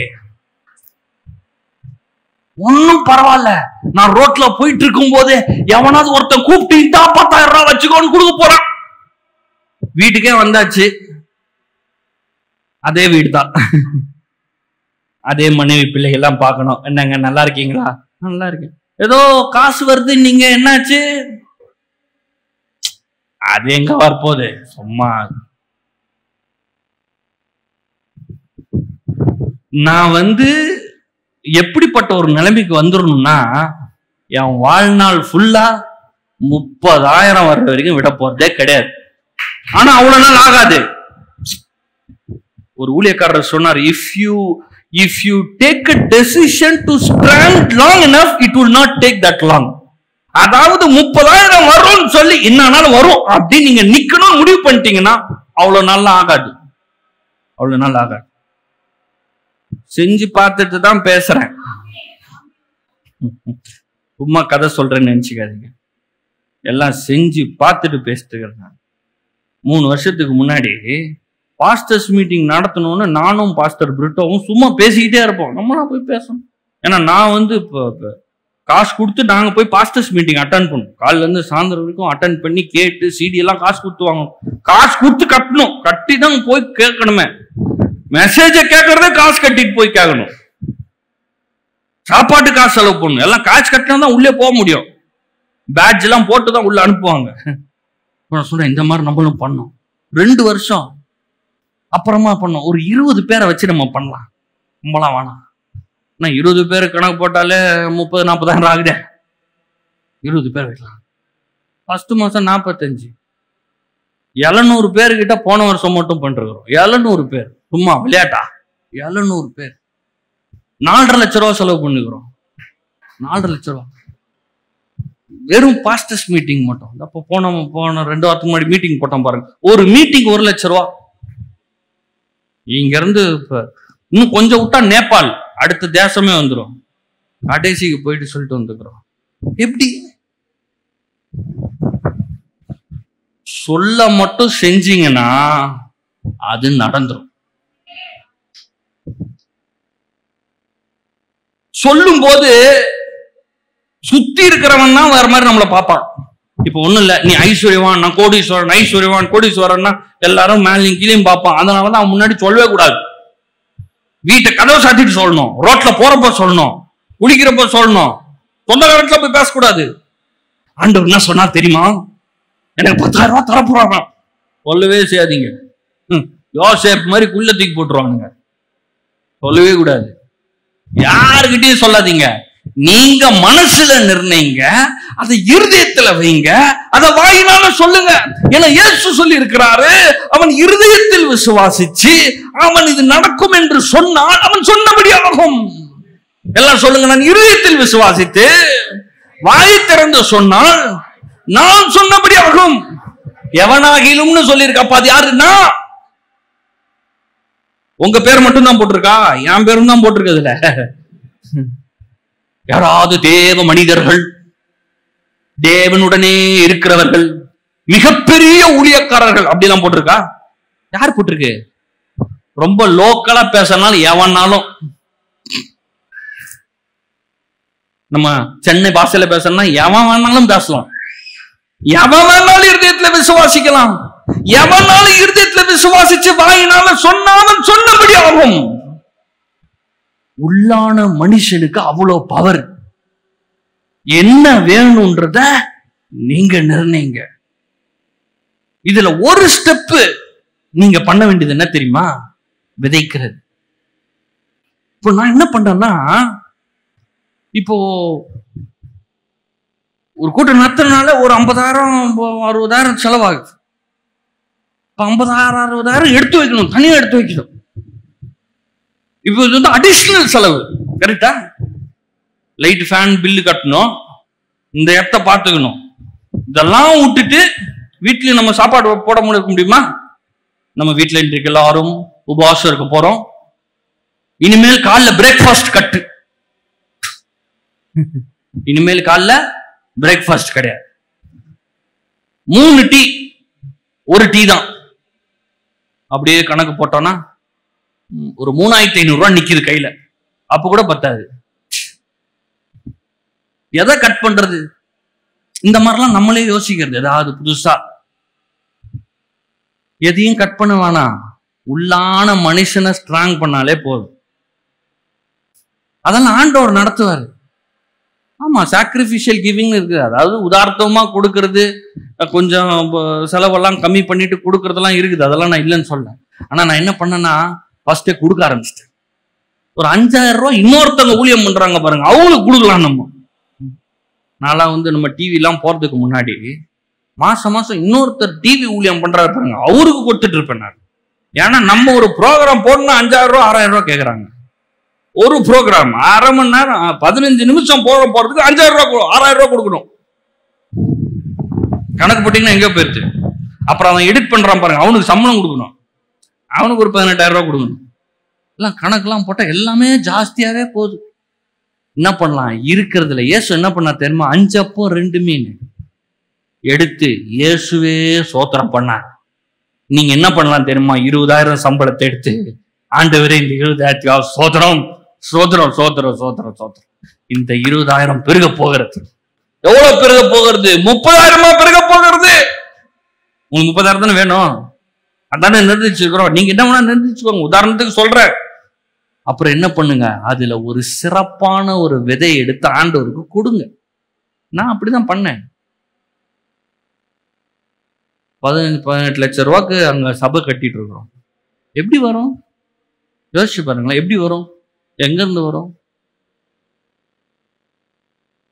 4 லட்சம் ரூபாய்க்கு இங்க ஊழியத்தையும் நடத்திட்டு இருக்கிறோம். பாஸ்டர்ஸ் மீட்டிங் ஸ்டாப் பண்ணல, அதுவும் நடந்துட்டு இருக்குது. அது ஒரு பக்கம். இது ஒரு பக்கம், அது வேற டிபார்ட்மெண்ட். இது ஒரு டிபார்ட்மெண்ட், இது தனி டிபார்ட்மெண்ட். இங்கேயும் நடந்துட்டு தான் இருக்கும். எப்படி எல்லாம் நடக்குது? எப்படி சொல்றேன் கேளுங்க. இதெல்லாம் நடக்கிறதுக்கு முன்னாடியே, ஒரு 4-5 வருஷத்துக்கு முன்னாடியே, 7-8 வருஷத்துக்கு முன்னாடியே விதைக்கப்பட்டிருக்கிறது. எங்க விதைக்கப்பட்டிருக்கு? உள்ளான மனுஷன்ல விதைக்கப்பட்டிருக்குது. இன்னும் என்ன பண்ண போறோம்னு சொல்றேன் கேளுங்க. மாசத்துக்கு 4 கூட்டம் நடத்த போறோம். நம்ம சபையில இல்ல, இப்ப மாசத்துக்கு ஒரு பாஸ்டர்ஸ் மீட்டிங் நடத்ததுல மாசத்துக்கு 4 கூட்டம் நடத்த போறோம். இப்ப 1 லட்சம் ஆகுதுல்ல, நாங்க பட்ஜெட் போட்டு வச்சுக்கிறோம். 20 லட்சம் செலவு பண்ண போறோம். ஒரு மாசம் 20 லட்சம் செலவு பண்ண போறோம். சாத்தியமே இல்லைல்ல? ஆமா, எனக்கே தெரியும் சாத்தியம் இல்லைதான். ஆனா நடக்கும். ஏன் நடக்கும்னு சொல்லிட்டா, என் இருதயத்துல இருந்து அது வருது. எது வரைக்கும் சொல்லுவேன்? நடக்கிற வரைக்கும் சொல்லுவேன். நான் மாற்றவே மாட்டேன். மாறவே மாறேன். அங்க எல்லாம் கட்டுறதுக்கு முன்னாடி சாத்தியமே கிடையாது. அங்க சர்ச்சை கட்ட முடியவே முடியாது. சாத்தியமே கிடையாது. ஆனா யாரும் என் கிட்ட வந்து முடியாதுன்னு சொல்ல முடியாது. ஏன் தெரியுமா? அது இருக்கிறதா நான் எப்பயோ பார்த்துட்டேன். எங்க அப்பாவே பார்த்துட்டாரு. மாத்த முடியாது. வருடங்களாகலாம், மனுஷங்க மாறலாம், ஆனா உள்ளத்துல இருக்கிறது நித்தியமான வார்த்தை. நீங்க கூட போயிடலாம், ஆனா வார்த்தை போகாது. சொன்னபடி ஆகும். மாற்றமே கிடையாது. அதனாலதான் நம்ம சொல்றதுக்கு தீவிரப்படணும். நான் நன்றாக இருப்பேன், நான் வாழ்ந்திருப்பேன், உயர்ந்திருப்பேன், ஒரு குறைவில்லாமல் இருப்பேன், கடன் இல்லாமல் இருப்பேன், நல்லா சொல்லிட்டே இருப்பேன். எவ்வளவு வரைக்கும் சொல்வேன், அங்க போகிற வரைக்கும் சொல்வேன். அது முடிஞ்ச உடனே அடுத்து சொல்வேன். அது முடிஞ்ச உடனே அடுத்து சொல்றேன். அடுத்து என்னன்னு உங்களுடைய இருதயத்துல இந்த மாதிரி வச்சுக்கோங்க. நீங்க ஒவ்வொரு நாளும் சொல்லுங்க, இது நடக்க போகுது, என் தேவைகள் சந்திக்கப்பட போகுது. இதுதான் இருதயத்துக்கு உணவு. கர்த்தர் அவர் மேல விசுவாசமா இருக்கிறவர்களுக்கு எல்லாவற்றையும் காரியத்தையும் கைகூடி வர பண்ணுகிறார். ஆண்டவர் சொல்றாரு, நீ என் நாமத்தினால் எதை கேட்டாலும் நான் உனக்கு அதை கொடுப்பேன்னு சொல்றாரு. கேளுங்கள் உங்களுக்கு கொடுக்கப்படும் சொல்றாரு. எதையாகிலும் உன் இருதயத்துல விசுவாசித்து அதை ஆசைப்பட்டால் உன் இருதயத்தில் இருக்கிற ஆசை நிறைவேறும்படி நான் உனக்கு செய்வேன் சொல்றாரு ஆண்டவர். ஆண்டவர் சொல்றாரு, நீ ஆசைப்படு, நான் செய்யறேன்ற. உங்க பேங்க் அக்கவுண்ட் பத்தி பேசணுமா? பேங்க் அக்கவுண்ட் எல்லாம் யோசிக்கவே செய்யாதீங்க. அது இந்த இந்தியன் கவர்மெண்ட் வச்சிருக்கிறது. RBI, reserve bank of India. திடீர்னு வந்துட்டு 500 ரூபாய் செல்லாதுன்னு என்ன பண்றது? 500 ரூபாய் செல்லாதுட்டுவாங்க, 1000 ரூபாய் செல்லாதுட்டுவாங்க. அவங்க என்ன வேணா சொல்லிட்டு போட்டோம், அதெல்லாம் பிரச்சனையே கிடையாது. நான் சொன்னது சொன்னபடி ஆகும். ஐஸ்வர்யவான், என் தேவைகள் சந்திக்கப்படும், ஆயிரக்கணக்கான பேருக்கு ஆசீர்வாதமாக என் வாழ்க்கை இருக்கும் அப்படின்றத நான் இருதயத்துல வச்சுட்டு, அது இருதயத்துல இருந்து நான் சொல்லிட்டேன்னா அதன்படியே ஆகும். இங்க என்ன போட்டிருக்குது? மார்க் 11:23 தான் சொன்னபடியே நடக்கும் என்று தன் இருதயத்தில் சந்தேகப்படாமல் விசுவாசித்தாள். சந்தேகம் இருதயத்துல ஏன் வருதுன்னா, இந்த எண்ணங்கள் கண்டினியூஸ் ப்ராசஸா மைண்ட்ல இருக்கிறதுனால. உங்களுடைய எண்ணங்கள் திடீர்னு மாறுறது பிரச்சனை கிடையாது. இப்போ நீங்க இங்க வர்றீங்க, நான் சொல்றேன், இயேசு உங்க வியாதியை சுமந்து தீர்த்துட்டாரு, நீங்க அதை சுமக்க தேவையில்லை, இயேசு உங்களை சுகமாக்குவார். இப்ப நான் ஜெபம் பண்ண போறேன், ஆண்டவர் உங்களை சுகமாக்குவார்னு சொல்றேன். ஒருவேளை இப்ப ஜெபம் பண்ணும் போது சரி ஆகலைன்னு வச்சுக்கோங்களேன், மனது என்ன சொல்லும்? அதெல்லாம் அப்படிதான், வயசாச்சுன்னா அது பாட்டுக்கு வரதான் செய்யும், நம்ம என்ன பண்ண முடியும்? வயசாச்சுன்னா எலும்பு தேயும், இடுப்பு தேயும், இழுக்கும், உருளும். ஏதாவது இவங்க பேசுறாங்க பாருங்க, அது என்னமா வந்தா பிரச்சனை கிடையாது, அது உங்க வாயில வந்துருச்சுன்னா பிரச்சனை. பல முறை அதையே எண்ணி அதையே பேசி அதையே எண்ணி அதையே பேசினா அது இருதயத்துக்கு போயிடும். உங்க உள்ளான மனுஷன்ல இப்ப ஸ்ட்ராங்கா ஒரு ஃபவுண்டேஷன் போயிருது. என்னன்னு போயிருது? முடியாது, நடக்காது, வரவே செய்யாதுங்க. சிலர் பேசுறது கேட்டிருக்கீங்களா? நம்மளுக்கு எல்லாம் வராதுங்க. நான் பார்க்கிற வேலைக்கு எனக்கெல்லாம் சம்பளமே கிடைக்காது. கிளியரா தெரியுது, உள்ளான மனுஷன் செத்து பல நாள் ஆயிடுச்சு. சாப்பிடாம இல்ல, பட்டினிக்கன்னு அவன் செத்தே போயிட்டு ஆளே இல்ல அங்க.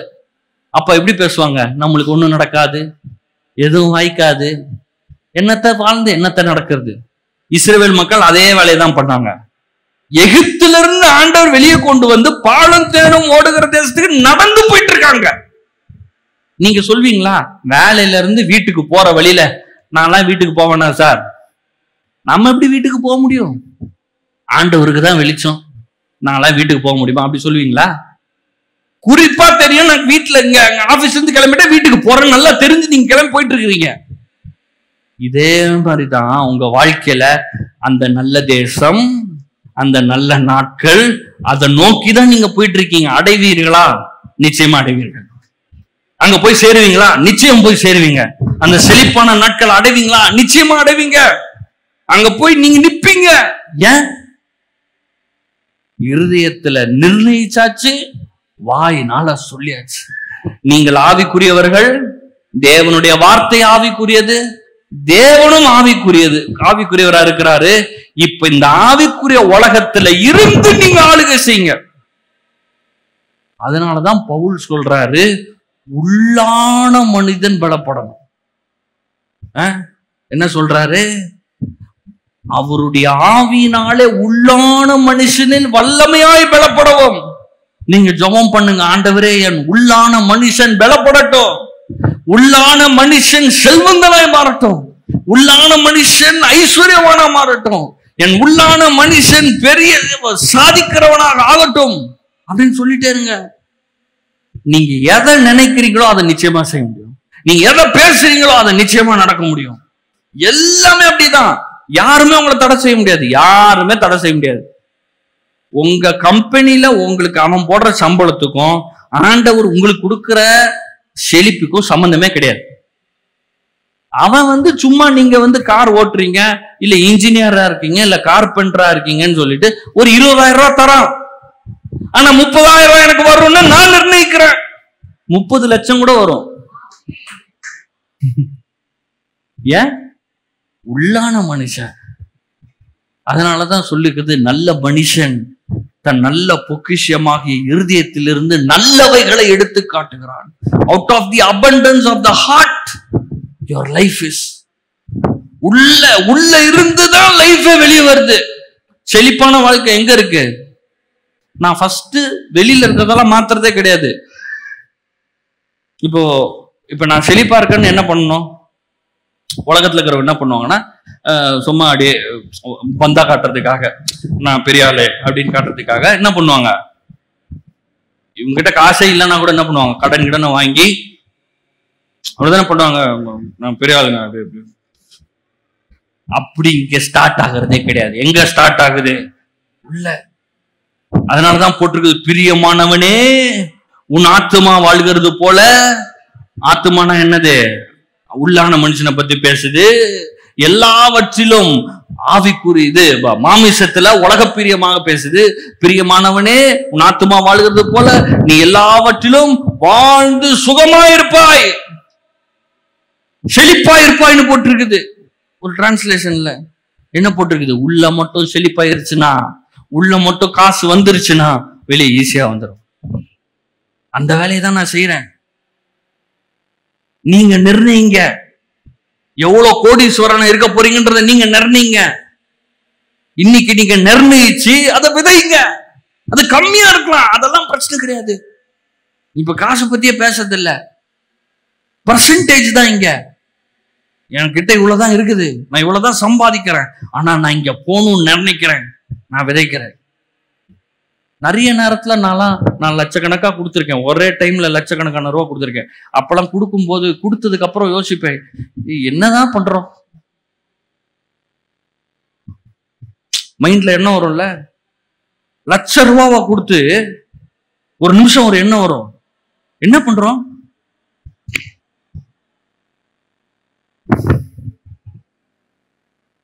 ஒரு நிமிஷம் அப்படி இருக்கு, என்ன பண்ணோம் நம்ம? மைண்ட்ல வருது, கரெக்டா பண்ணிக்கிறோம். என்ன பண்ணிருக்கோம்? விதைச்சிருக்கோம். எதுக்காக? அந்த அளவுக்கு லட்சமா வர்றதுக்காக லட்சமா விதைச்சிருக்கணும். ஆனா 1000 ரூபாய் வச்சிருக்கிறேன். நான் 1000 ரூபாய் வச்சிருக்கேன், 100 ரூபாய் 200 ரூபாயும் வச்சிருக்கிறேன். அப்ப அந்த மாதிரிதான் வந்துட்டு இருக்குது அறுவை. அப்புறம் 1000 விதைக்கிறப்பதான் 1000 வருது. ஆனா லட்சமா விதைச்சதுக்கு அப்புறம் தான் லட்சம் வருது. பிரின்சிபிள். உங்களுக்கு லட்சம் வேணும்னா என்ன பண்ணணும்? லட்சமா விதைக்கணும். 1000த்துல விதைச்சிட்டு லட்சம் வராது. அப்போ கோடியில ரெடி ஆயிட்டு இருக்கேன் நானு. கோடிக்கு ரெடி ஆயிட்டு இருக்கிறோம். நீங்களும் ரெடி ஆயிருங்க, ஸ்டார்ட் பண்ணிருங்க. பிறந்த குழந்தை வயிற்றுல இருந்து வந்தோம், சார் 100 மீட்டர் ரன்னிங் ஓடட்டானா கேக்குது. அதுக்கு தெரிஞ்சதெல்லாம் அழுறது தான். பெற்றோரே டென்ஷன் ஆகிறாங்க, சார் சும்மா அழுதுட்டு இருக்குது சார் அப்படின்றாங்க. அதுக்கு வேற ஒண்ணுமே தெரியாது. நைட்டு ஃபுல்லா அழுகுது சார், தூங்கவே முடியல. ஆமா, அதான் பண்ணும், எல்லாத்துக்கும் அழதான் செய்யும். அப்புறம் 6 மாசம் 1 வருஷம், அப்புறம் ஃபர்ஸ்ட் நடக்குது, எல்லாரும் வீடியோ எடுக்கிறாங்க, நடக்குது நடந்துச்சு. எங்க நடந்துச்சு? சும்மா ஒரு ஸ்டெப் வச்சு டப்புன்னு விழுந்துருச்சு. ஆனாலும் அதை கொண்டாடுறாங்க, உள்ள நடந்துட்டாயா. நீங்க 50 வருஷமா நடந்துட்டு தான் இருக்கிறீங்க. இல்ல அவன் ஃபர்ஸ்ட் ஸ்டெப் வச்சுட்டான், அவன் நாளைக்கு ஒலிம்பிக்ஸே வின் பண்ணுவான். ஆனா அதுக்கு ஃபர்ஸ்ட் ஸ்டெப் என்னது? 1 வயசுல நடக்கிறான். இன்னும் 18 வருஷம் கழிச்சு, 20 வருஷம் கழிச்சு அவன் பெரிய 100 மீட்டிங் ரிலே எல்லாம் ஓடி ஒலிம்பிக்ல மெடல் வாங்கலாம், கோல்டு மெடல். ஆனா அவன் 20 வருஷத்துக்கு முன்னாடி என்ன சார் நடக்கிறான், சும்மா இப்படின்றான் உள்ளான். அப்படித்தான் இருக்கும். நான் கூட 10 ரூபா போட்டிருக்கலாம், 20 ரூபா போட்டிருக்கலாம், 100 ரூபா போட்டிருக்கலாம். ஆனா வாழ்க்கை ஃபுல்லா 100 ரூபா போட்டுட்டு இருக்காதீங்க. ஹலோ, இருக்கீங்களா? கிளம்பி போயிட்டீங்களா? அவனுடைய அறுவடை என்ன வேணுமோ அதை நிர்ணயிக்க கடவுள். ஒன்னும் பிரஷர்லாம் ஒண்ணுமே கிடையாது. இப்ப ஆண்டவர் வந்து நீ குத்தியா ஓய்வு கொடுக்கலையா, கேப்ரியல் நீ வந்துருவா, அவன் பக்கமே போகாத அப்படிலாம் சொல்ல போறது கிடையாது. நான் என்ன பண்ணாலும் என் மேல ஆண்டவர் பிரியமா தான் இருப்பார். ஆண்டவர் என்னை நேசிப்பார். ஆனா என் உள்ளான மனுஷன் வளரணும்னா நான் தான் சாப்பிட்டுக்கணும். எங்க அம்மா அப்பா நல்லா தான் நேசிப்பாங்க. சாப்பாடு வேணும்னா பசிக்கு நான் தான் போட்டு சாப்பிடணும். அந்த மாதிரி உள்ளான மனுஷனை நல்லா ஸ்ட்ராங்கா பில்ட் பண்ணுங்க. இந்த தம்பிள்ஸ் எல்லாம் தூக்கும் போது சட்டப்பா ஒரு 10 பூச்சிகள் தூக்கவே முடியல. ஐயோ அப்பா கஷ்டமா இருக்கு, ஐயோ அப்பா முள்ள கஷ்டமா. ஆனா 10 வாட்டி தூக்கிட்டீங்கன்னா 11 வாட்டி டப்புன்னு தூக்கிடலாம்.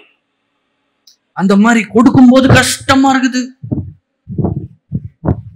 1000 ரூபாய்க்கு மேல கொடுக்கவே முடியல. 1000 ரூபாய்க்கு மேல சோத்திரம் ஆண்டவரே, நாளைக்கு என்ன பண்ணுவேன் நானு? அந்த மாதிரிலாம் இருந்திருக்குது எனக்கும். அதனாலதான் சொல்றேன், ₹1,00,000 ஒரு டிரான்ஸ்பர் பண்ணிட்டு எப்படி இருக்கும் தெரியுமா? மனது சொல்லும் போச்சு போச்சு. பேங்க் அக்கௌண்ட காலி பண்ணிருக்கீங்களா? இருக்கிறத ஃபுல்லா காலி பண்ணிடணும். எம்டி போயிடுச்சு. அடுத்து வீட்டுல பால் கேட்டாங்கன்னா என்ன பண்றது? அரிசி கேட்டா கேட்பாங்க. ஆனா நான் ஒண்ணு சொல்றேன் கேளுங்க, ஆண்டவர் கைவிடவே மாட்டார், கைவிடவே மாட்டார், விடவே மாட்டார். ஒண்ணு அவங்க பாலே கேட்காம இருப்பாங்க, இல்ல பால் கேட்டா பால் வரும். இதெல்லாம் வந்து நீங்களே பிராக்டிஸ் பண்ணிக்கணும், அவ்வளவுதான். நான் உங்களுக்கு வந்து எக்ஸாம்பிளா நான் சொல்றேன். இப்படிதான் இந்த பூமியில வாழணும். இல்லாட்டி சாதாரணமா வாழ்ந்துட்டு போயிடலாம், அவ்வளவுதான். சார் 20,000 வருது, அப்படியே ஒரு 2 இட்லியை சாப்பிட்டேன், உன் பிள்ளைய படிக்க வச்சேன், அந்த பக்கத்து ஸ்கூல் அங்கதான் போனோம், அதுக்கப்புறம் போகாத. அப்பா யாருன்னு தெரியும்ல, அப்பாவுக்கு காசே கிடையாது. அப்பா யாரு? ஏழை. அப்பா யாரு? படிச்சுக்கிறேன்னா அப்பா யாரு? இவரு பெரிய படிப்பே இல்லைன்றதையும் இவர்கிட்ட காசு உள்ளதையும் பப்ளிசிட்டி பெற்றிருக்கிறாரு. இப்போ வீட்டுல உட்காந்துட்டு அப்பா ஏழை, அப்பா காசு கிடையாது, அப்பா ஆளு தான் முடியும், உனக்கே தெரியும்ல, அப்பாவுக்கு வேலை கிடையாது, என்ன பண்றது? நம்மளை கடவுள் இப்படி வச்சுக்கிறாரு. அவன் பாப்பான், அப்படியே நீ என்ன படிக்க சொல்றன்னு திருப்பி கேட்டுருவான். இன்னைக்கு உனக்கு செய்ய முடியாம இருக்கலாம் தம்பி, ஆனா கொஞ்ச நாள் வெயிட் பண்ணு, நம்ம தான் சிறப்பான வாழ்க்கை இந்த பூமியில வாழ்வோம். அப்படி பேசுற அப்பாவா இருக்கணும். குடும்பத்துல அப்படி பேசணும். இன்னைக்கு காசு இல்லாம இருக்கலாம், அதெல்லாம் ஒன்னும் பிரச்சனை இல்ல. எல்லாம் விதைச்சிருக்கிறோம், 100 1000 அமுக்கி குலுக்கி. எல்லாம் சொல்லுங்க, அமுக்கி குலுக்கி. பாத்திருக்கீங்களா? எங்க வீட்டுல எங்க அம்மா வந்து லஞ்சு கொடுக்கும் போது சட்டெல்லாம் அமுக்கி வச்சிடும். எதுக்கு அமுக்கி வைக்கிறீங்க? லூசாவே வச்சா போதுமே. சில டப்பால போட்டு அமுக்கும், அப்புறம் இப்படி ஆட்டுவாங்க, பாத்திருக்கீங்களா? எதுக்கு ஆட்டுறாங்க? நல்லா போகணும் சார், கேப்பே இருக்க கூடாது, கண்டெய்னர் நல்லா போகணும். அப்படி ஆட்டி அமுக்கி அப்புறம் என்ன பண்ணுவாராம்? நிரம்பி. ஆண்டவர் சொல்றாரு, உனக்கு நான் சும்மா கொடுத்துட்டு போக மாட்டேன், உனக்கு நல்லா அமுக்கி நல்லா குலுக்கி நிரம்பி வெளியிற மாதிரி நான் கொடுப்பேன். கொடுக்கிறது சின்னது. ஆண்டவருக்காக நான் ஒரு சின்ன காரியத்தை கொடுக்கிறேன், ஆனா அவர் எனக்கு திரும்பி கொடுக்கிறப்போ அமுக்கி குலுக்கி நிரம்பி கொட்டுது. நான் சொல்றேன், இயேசுவின் நாமத்துல அந்த வாழ்க்கை உங்கள் வாழ்க்கையை மாறட்டும். நீங்க இத்தனை வருஷம் நீங்க கொடுத்தது இப்ப 6 மாசம் முடிஞ்சிருக்கு. இயேசுவின் நாமத்தினால இந்த 6வது மாசத்துல இருந்து உங்களுக்கு நிரம்பி வழியட்டும், கொட்டப்படட்டும். எதிர்பாருங்க.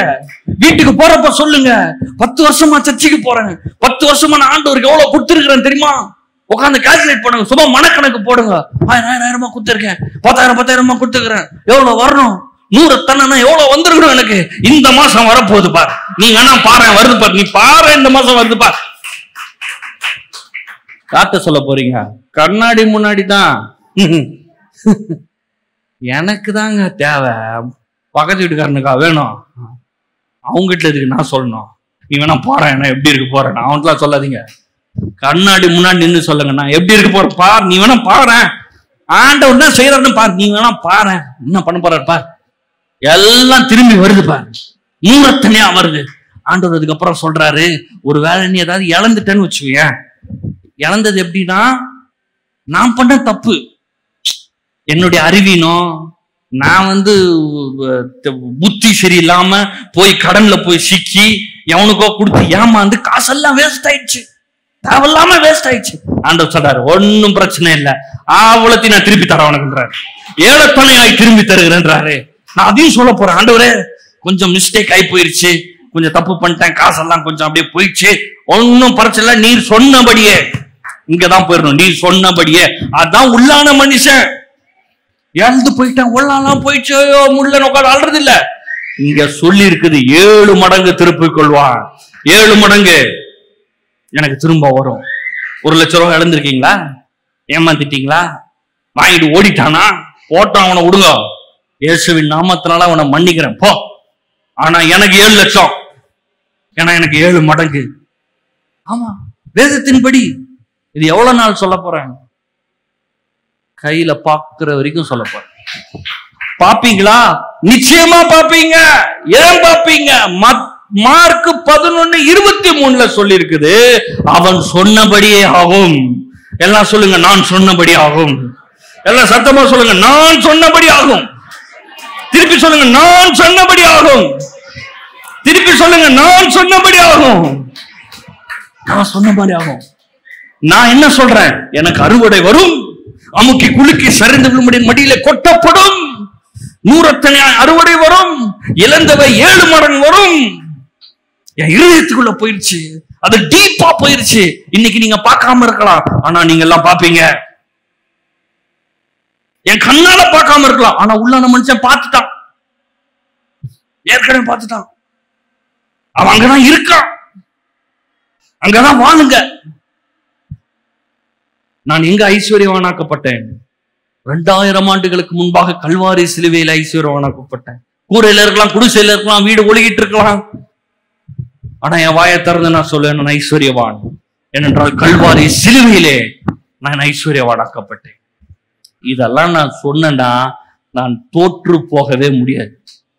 இந்த பூமியில அதே நிலைமையில இருக்க முடியாது. உள்ளான மனுஷன் பலமாயி சாதிக்கிறவனாயிருவான். எல்லாம் சொல்லுவோம், வெற்றி நிச்சயம், சுகம் என்னாலும் செழிப்பு எப்போதும். திருப்பி சொல்லுவோம், வெற்றி நிச்சயம், சுகம் என்னாலும் செழிப்பு எப்போதும். ஜெபம் பண்ணும். பிதாவே, இயேசுவின் நாமத்தினால உமக்கு ஸ்தோத்திரம். வார்த்தைக்காக நன்றி, கூட பேசுறதுக்காக ஸ்தோத்திரம். எங்களுக்காக ஆயத்தமாக்கி வைத்துக்கிறது பெரிய காரியங்கள், சிறப்பான காரியங்கள், நல்ல காரியங்கள், அதெல்லாம் எடுத்துக்கொள்கிறோம், அதெல்லாம் சொந்தமாக்கி கொள்கிறோம். எங்க இருதயத்துக்குள்ள அதை நாங்க வைக்கிறோம். கர்த்தாவே, உள்ளான மனுஷன் பலப்படுறதுக்காக ஸ்தோத்திரம். இந்த அற்புதமான ஸ்லாக்கியம் நாங்க சொன்னபடி ஆகும். இந்த அற்புதமான ஸ்லாக்கியத்திற்காக ஸ்தோத்திரம். இயேசுவின் நாமத்தால் இங்க வந்து ஆசீர்வதிக்கப்பட்டிருப்பார்களாக, வாழ்ந்து உயர்ந்திருப்பார்களாக. இருதயத்தின் வாஞ்சைகள், விருப்பங்கள் எல்லாம் இயேசுவின் நாமத்தினால நிறைவேறுகிறதற்காக ஸ்தோத்திரம். ஒருவருக்கு எல்லா துதி கனம் மகிமை செலுத்துகிறோம். இயேசுவின் நாமத்தில் பிதாவே, ஆமென்.